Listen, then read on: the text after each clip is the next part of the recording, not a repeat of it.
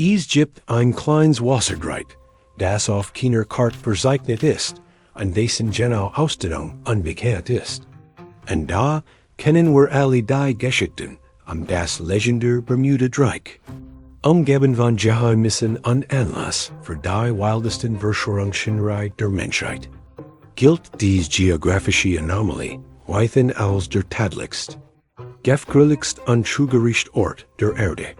Wie kann es also sein, dass ein Teil des Ozeans, der nicht einmal offiziell als Teil des Ozeans anerkannt ist, so viel Bewunderung hervorgerufen hat?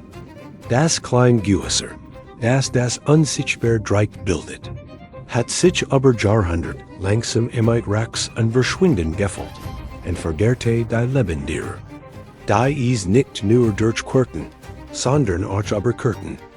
Bücher wurden geschrieben, Dokumentation produziert und Wissenschaftler bemühen sich, das Unerklärliche in diesem gefährlichen Meeresgebiet zu erklären. Was hat dies Kette unglücklicher Ereignis ausgelöst? Wie können 20 Flugzeuge, 50 Schiffe und 100 von Menschen einfach verschwinden? Ist der Ort reiner Zufall? Oder verbirgt sich tief unter der Oberfläche etwas viel Unheimliches? Ich bin James Stewart und seht erst von der Erde aus. Begleitet mich auf diesem gefährlichen Aventur ins berüchtigte Bermuda Dreieck.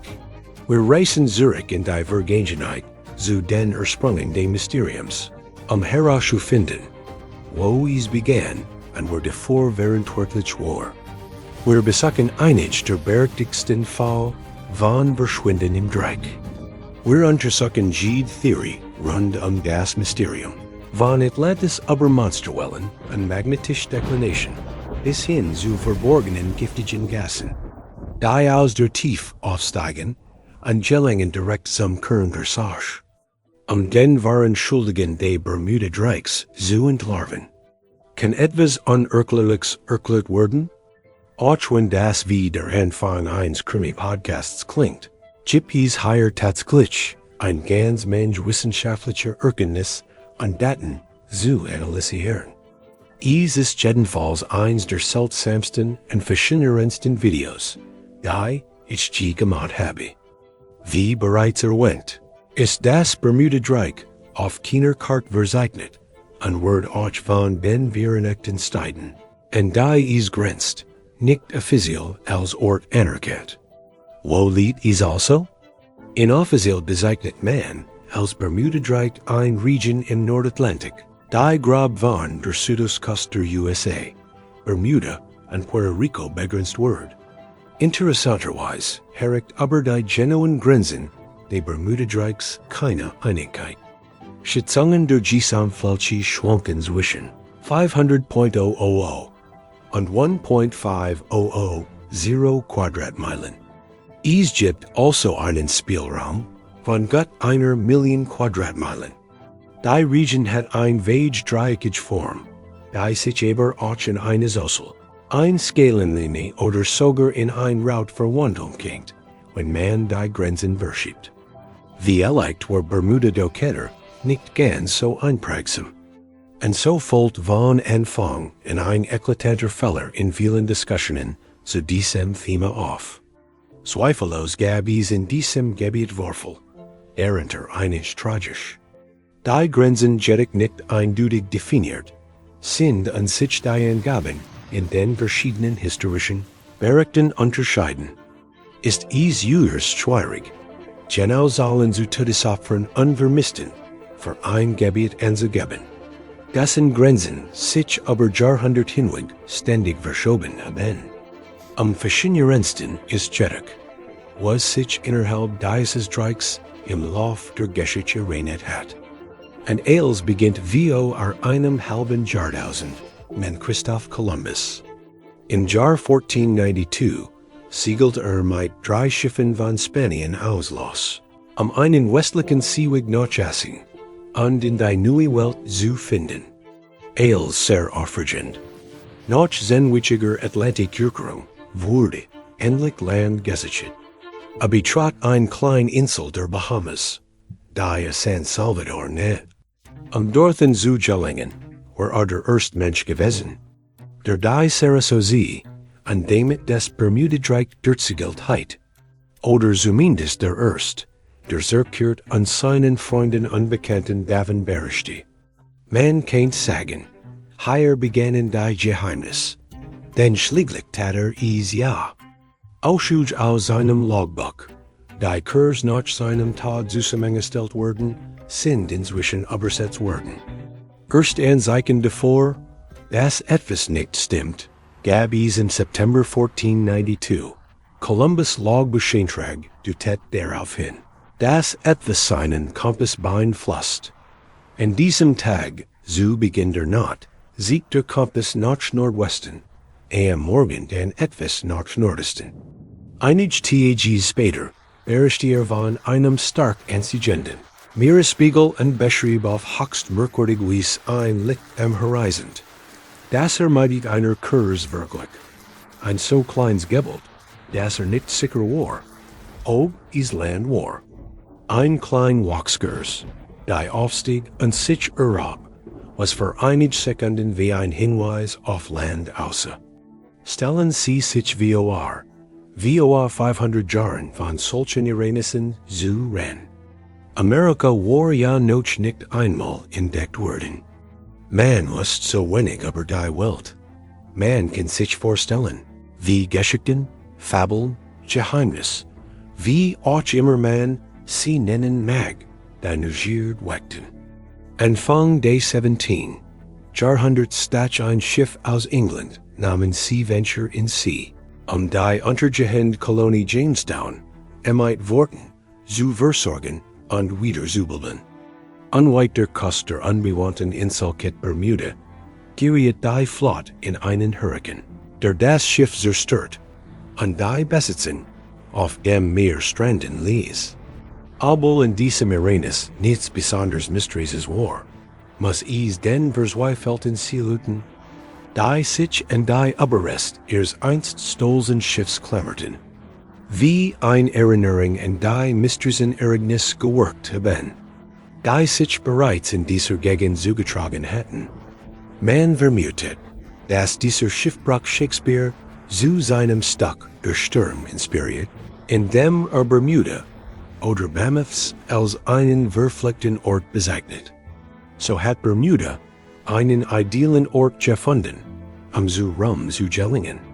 Ein der unheimlichsten Begegnungen ereignet sich wohl 1881, als die Ellen Austin, ein Frachtschiff von Liverpool nach New York Passagieren an Bord, die in die Vereinigten Staaten auswandern wollten. Der Legend nach im Bermuda Dreieck ein Geisterschiff zieht. Ihr Kapitän nahm ein Abkürzung durch die stürmische Sarasozie, wo sich das Bermuda Dreieck befindet. Und genau dort stießen sie auf ein gespenstisch stilles Segelschiff ohne Besitzung. Das seltsamerweise befand sich an Bord reichlich Blut, fast wie ein Kater, der nur darauf wartet, entdeckt zu werden. Und die Besitzung der Ellen Austin besann. Das Schiff an seine Ladung zu bergen, beschlossen sie, es nach New York zu nehmen und schickten einige ihrer tapfersten Männer hinüber, damit sie beide Schiffe gemeinsam zurücksegeln konnten. Auf ihrer Reise über die Sarasozie gerieten sie jettig in einen gewaltigen Sturm. Hüllend, Wind und Tückischwellen rissen die Schiff auseinander. Und die Ellen Austin verlor das nun bemannte Geisterschiff aus den Augen. Als sich das Wetter endlich bessert, suchten die überlebenden Seeleute nach ihren Freunden und Kameraden. Kapitän Griffin sichtet das Schiff und rief seine Mannschaft. Da es kam keine Antwort. Die unheimlich still war auf dem anderen Schiff zurückgekehrt. Einige Seeleute gingen der Sache nach, fanden aber keine Lebenszeichen an Bord. Ihr Kameraden waren spurlos verschwunden. Das hielt Kapitän Griffin jettig nicht davon ab, ein zweites Team zu beordern, das geisterhaft namenlos Schiff nach New York zu entern. Mehrere Nacht lang schien es, als kämen sie damit durch. Die Schiff waren auf Kurs, der Glück ward nicht lange, als sich dichter Nebel über dem Wasser ausbreite. Die Ellen Austin kaum zum Stillstand, rend alle darauf warteten, das sich der Nebel auflässt. Wieder einmal wären sie von dem nameligen Schiff getrennt, und mussten warten, praktisch blind, und nur mit dem Narren der Hör. Planken an dem lesen plätschern der Wellen im Bug, nachdem sich der Nebel gelichtet hat, war das Geisterschiff spurlos verschwunden, mitsamt der gesamten Besatzung und ihren Schätzen. Es wurde nie wieder gesehen. Ein spannendes, nicht wahr? Aber steckt da vielleicht da etwas Wahres dahinter? Wir wissen, dass es ein Schiff namens Ellen Austin gab, das zwischen Liverpool und New York werke. Die Reis im Jahr 1881 verlief laut Lloyds of Londons Schiffsregister Jedek ohne Zwischenfall. Dennoch berichten historische Aufzeichnungen immer wieder von Mysterien Erlebnissen in dieser Region, bis weit ins 20. Jahrhundert hinein.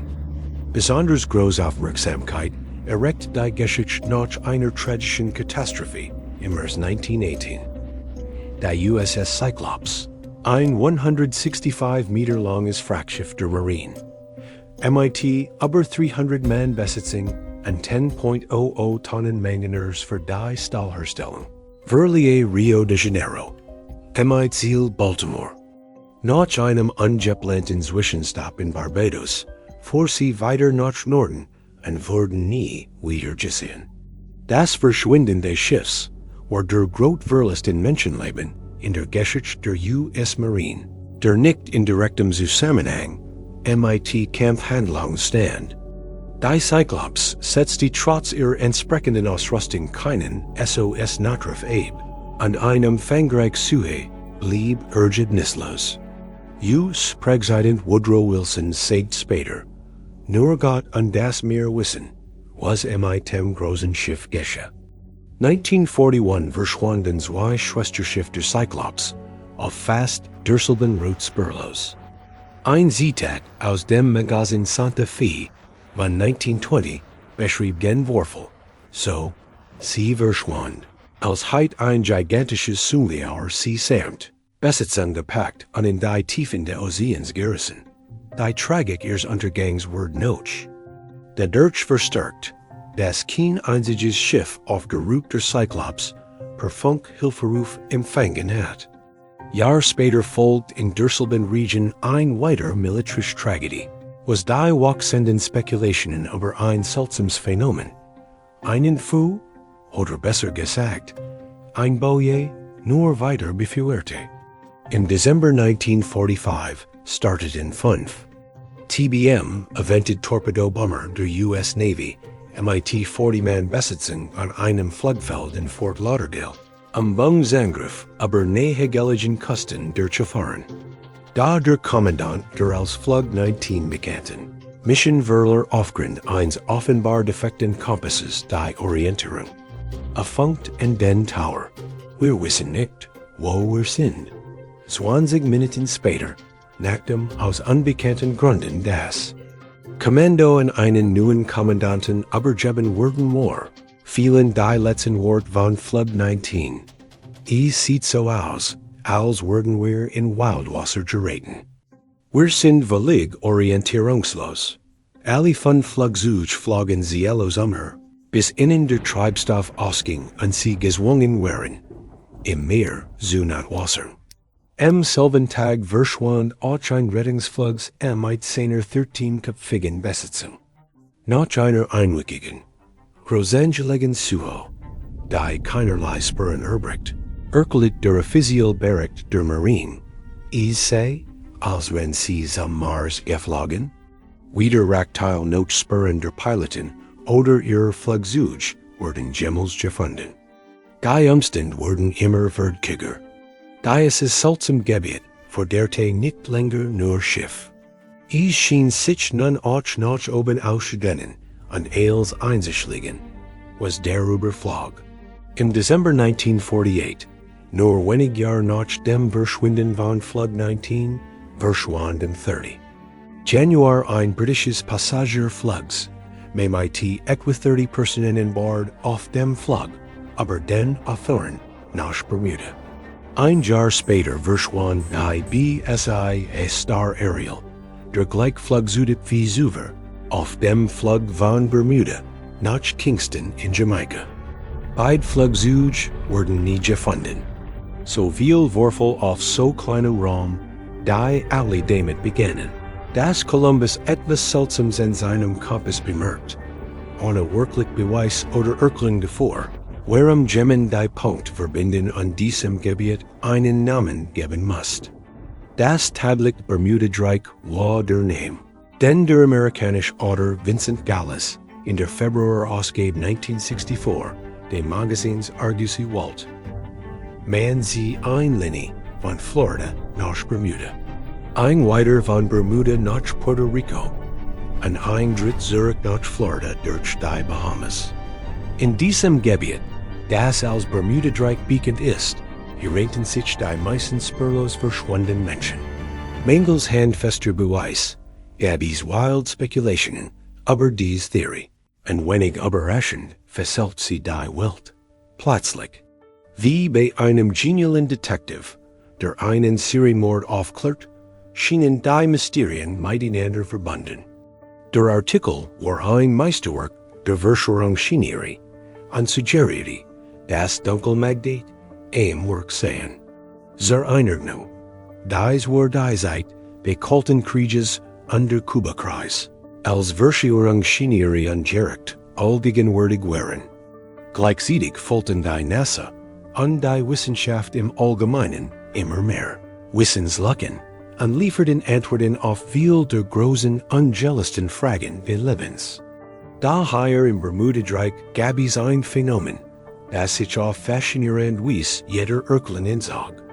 Ender nutzten die Begeisterung für das Bermuda Dreieck schnell aus. Zahlreiche Bücher wurden veröffentlicht. Viel wurden zu internationalen Bestsellern. Allen voran Charles Berlitz, Das Bermuda Dreieck. Das 1974 erschienen Buch verkauft sich 20 Millionen Mal in über 30 Sprachen. Ein außergewöhnlicher Erfolg für ein Werk, das einige verblüffende Erklärungsansätze für die wahren Hintergrund bot. Nichts war tabu. Berlitz's Theorien waren so popular, dass Steven Spielberg als Begegnungen der dritten Art inszenierte. Die Besetzung von Flug 19 als von Außerirdischen entführt darstellt. Walt beweisen, dass das Bermuda Dreieck mit der mythischen versunkenen Stadt Atlantis verbunden ist ein Schiff, Flugzeug und Menschen in 10 Truben Tiefen sieht, was das Verschwinden so vieler Schiff und Flugzeug erklären wird. Stützt die sich auch stark auf paranormal oder übernatürliche Phänomene, zu erklären, was seiner Meinung nach kein bloßer Zufall sein konnte. Für Berlitz ist beispielsweise besonders interessant, dass die meisten der vermissten Flugzeuge ein Schiff vor ihrem Verschwinden keinen Nachruf abgesetzt haben. Dies deutete als Beweis für außerirdische Einmischung oder zumindest paranormal Aktivitäten, was offenbar Spielbergs Aufmerksamkeit erregt. Aber damit nicht genug. Oh nein, vermutet, dass das Dreieck ein Portal hinter dem Meer sein kennt, das Zeitenraum transzendiert und in ein andere Dimension oder einen anderen, nicht verzeitlichen Ort führt. Ebenso kennt es sich den Ort auf der Erde handelt, der für Entführungen von Menschen durch Außerirdische reserviert ist. Für Bullet wären die Möglichkeiten grenzenlos. Je abenteuerlicher, desto besser. Auch wenn Kritiker unser ernsthaft. Zweifel in seiner Methodik hegen, wissen wir heutzutage so viel. Selbst in den 70er Jahren wurden Wissenslücken geschlossen. Sich in etwas zu klammern, auf das wir vielleicht nicht alle Antworten haben, ist daher berauschend. Und genau deshalb hat das Mysterium des Bermuda Dreiecks die Zeit überdauert. Es ist faszinierend zu denken, dass trotz all der brillanten Wissenschaftler und der umfangreichen Datenbankenanalysen in der heutigen Welt etwas unentdeckt geblieben ist. Es ist wie ein Rätsel, das sich nicht lösen lässt, aber fast der Gesamtrest des Planeten kartiert ist. Bis auf dieses klein Geheimnisvoll Dreieck. Obwohl wir in letzter Zeit nicht viel davon gehört haben, nicht wahr? Aber die Wahrheit ist, wir haben die Antworten. Endlich können wir erklären, was im Bermuda Dreieck vor sich geht. Und zwar mit einer wirklich überzeugenden Antwort. Keine dieser Spekulationen.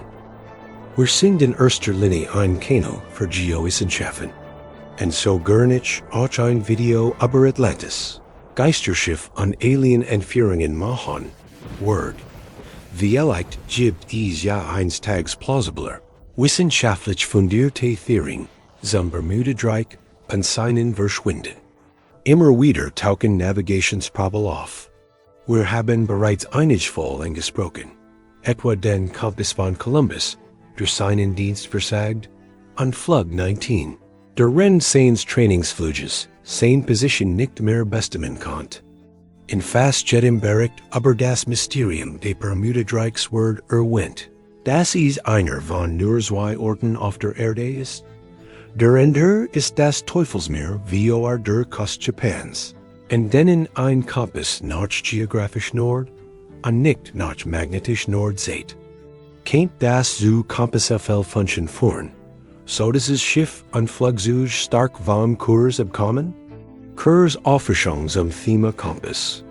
Wenn es ihnen wie mir geht, und sie vergessen haben, wie man einen Kompass benutzt, weil ihr Handy das für. Sie erledigt. Ein Kompass funktioniert, weil sein Magnetnedel vom Erdmagnetfeld angezogen wird und sich so ausrichtet, dass sie zum sich ständig verschiebenden magnetischen Nordpol sieht. Der geografische Nordpol hingegen ist statisch und befindet sich 1200 Meters nördlich des magnetischen Pols. Die Abweichung zwischen diesen beiden werden wird als magnetische Deklination oder Kompassvariation bezeichnet und kann sich immer zu Entfernung zum geografischen Nordpol verändern. Ein weiterer wichtiger Begriff ist die geographischen Linie. Sie ist eine Gedachtlinie, auf der geografisch Nord und magnetisch Nord perfekt stimmen. Dort gibt es keine magnetische Deklination. Anfang des 18. Jahrhunderts bemerkt Edmund Halley, dass sich die geographischen Linie langsam nach Westen verschiebt. Entwickelt die Idee, die Deklination als Handlinien auf einer Karte darzustellen. An Punkten westlich der geographischen Linie sieht die Magnetnedel Slitch von geografisch Nord, positive Deklination. Slitch der geographischen Linie sieht. Ein Magnetnedel westlich von Nord, was einer negativen Deklination entspricht. Wissenschaftler beobachten seither ein Westdrift der geographischen Linie, mit einer durchschnittlichen Geschwindigkeit von etwa 2 pro Jahr. Dies Drift ist jedoch nicht überall gleich stark. Sie ist im Atlantik deutlich stärker als im Pazifik. Navigatoren müssen daher bei der Kursplanung stets die magnetische Deklination berücksichtigen. Obwohl die geographischen Linie einst durch das Bermuda Dreieck verlief, liegt sie heute im Golf von Mexiko, wo durch Behauptungen, sie trägt zu Verschwinden im Dreieck bei, weitgehend unzutreffend sind. Das Problem mit der Theorie des Kompassversagens besteht darin, dass Berechnungsfehler in beliebiger Stelle dazu führen können, dass ein Flugzeug oder Schiff vom Kurs abweicht. Sie setzt außerdem voraus, dass für Piloten und Kapitän, die das Gebiet durchqueren, die magnetische Deklination nicht kennen, was unwahrscheinlich ist. Hinzu kommt, dass die überwiegende Mehrheit der Buren und Flieger dieses Gebiet ohne Zwischenfall durchquert.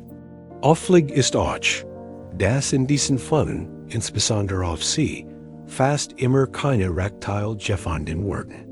Eine plausible Theorie hierfür ist schlichtweg schlechtes Wetter. Die Hurrikansaison zieht bekanntlich genau durch diese Region. Man muss sich nur die Verwüstung in diesem Gebiet im Jahr 2024 ansehen. Manche Verschwörungen schräg führen, Monsterwellen als Grund davor, und dass so viel Schiff ihr Ziel nicht erreicht haben. Riesige, ungewöhnlich hohe Wellen, die bis zu 30 Meter hoch worden können. Monsterwellen existieren tatsächlich und machen etwa ein von 10.00 Wellen aus. Die erst von einem Instrument aufgezeichnete Monsterwelle wurde am 1. Januar 1995 in der Nordsee registriert. Dies Well, bekannt als Noel, were 256 Meter hoch. Auch die Rolle des Golfstroms sollte nicht außer Art gelassen werden. Eine Theorie, die von der NOAA, National Oceanic and Atmospheric Administration, unterstützt wird. Sie besagt, dass Umweltfaktoren einige der Verschwunden von Schiffen im Bermuda Dreieck erklären können. Der Golfstrom flieht entlang der Westkante des Dreiecks und ist extrem schnell und turbulent. Der Golfstrom kann extreme Navigationsschwierigkeiten mit sich bringen, insbesondere für unerfahrene Segler. Berichten zufolge bewegt sich in manchen Gebieten schneller als 4 oder 5 Knoten pro Stunde.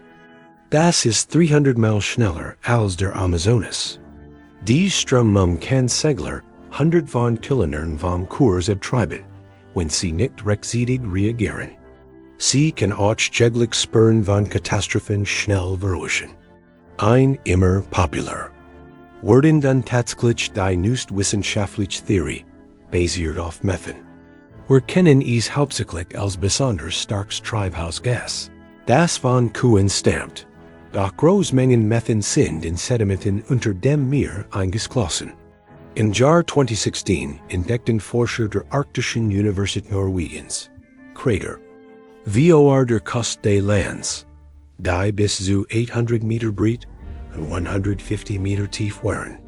Sie vermuten, dass die Krater durch die explosive Freisetzung von Methan entstanden sind, das im Sediment eingeschlossen war und wie gigantisch Ausbruch nach oben schoss.